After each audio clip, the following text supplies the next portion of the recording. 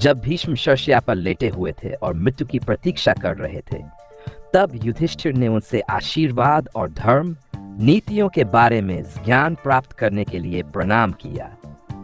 ये युधिष्ठिर की विनम्रता और धर्मपरायणता का प्रतीक था, जो उन्हें अपने बुजुर्गों और गुरुजनों के प्रति आदर दिखाने के लिए प्रेरित करता था। युधिष्ठिर द्वारा पितामह भीष्म को प्रणाम करना न केवल उनके प्रति व्यक्तिगत सम्मान का संकेत था, बल्कि यह उनके धर्म के प्रति गहरे समर्पण को भी दर्शाता है। महाभारत की कथा में युधिष्ठिर को धर्मराज कहा जाता है, क्योंकि वे हमेशा धर्म और सत्य के मार्ग पर चलने का प्रयास करते थे।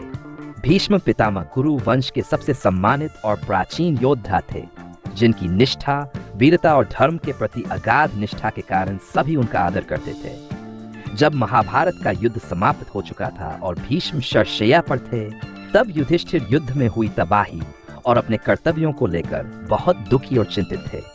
उन्हें लगा कि उन्होंने अपने ही परिवार के खिलाफ युद्ध करके अधर्म किया है।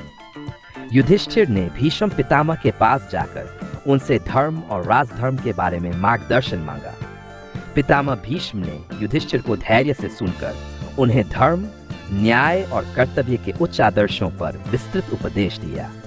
युधिष्ठिर का भीष्म को प्रणाम करना उनके ज्ञान, अनुभव और आदर्शों के प्रति सम्मान और अपने गुरुजनों से शिक्षा ग्रहण करने की उनकी तत्परता को दर्शाता है। युधिष्ठिर का भीष्म पितामह को प्रणाम करना भारतीय संस्कृति के उन आदर्शों का प्रतीक है, जिनमें बड़े बुजुर्गों और गुरुजनों के प्रति सम्मान सर्वोच्च स्थान रखता है। महाभारत के युद्ध में भीष्म कौरवों की ओर से लड़े, लेकिन उनके मन में पांडवों के प्रति कोई द्वेष नहीं था। वे कर्तव्य और प्रतिज्ञा के कारण कौरवों के पक्ष में थे, लेकिन उनका हृदय सदा धर्म के मार्ग पर था।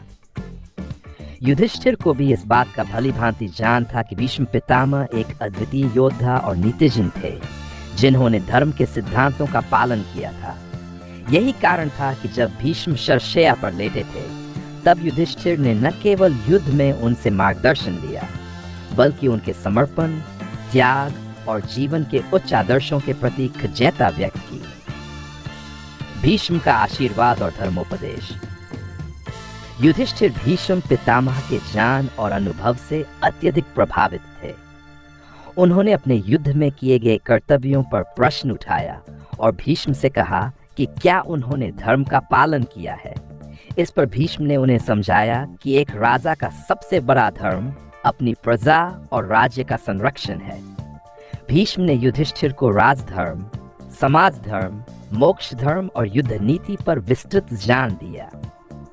भीष्म ने युधिष्ठिर को यह भी बताया कि किसी भी राजा का उद्देश्य केवल विजय प्राप्त करना नहीं होना चाहिए, बल्कि प्रजा के हित, न्याय और धर्म का पालन करना सबसे महत्वपूर्ण होता है। यह सीख युधिष्ठिर के लिए जीवन भर प्रेरणादायक बनी। भीष्म को प्रणाम करना न केवल व्यक्तिगत आस्था का प्रदर्शन था, बल्कि यह भारतीय परंपराओं और संस्कारों का सम्मान भी था। भीष्म का जीवन कर्तव्य और तपस्या की मिसाल था, और युधिष्ठिर ये भली भांति जानते थे कि उनके जैसे महापुरुष से आशीर्वाद प्राप्त करना उन्हें धर्म और सत्य के मार्ग पर चलने में मदद करेगा। इस प्रकार युधिष्ठिर का पितामह भीष्म को प्रणाम करना केवल एक शिष्टाचार नहीं था, बल्कि एक गहरे आत्मिक और धार्मिक संबंध का प्रतीक था, जो गुरु शिष्य और बड़े बुजुर्गों के प्रति सम्मान के आदर्शों को दर्शाता है।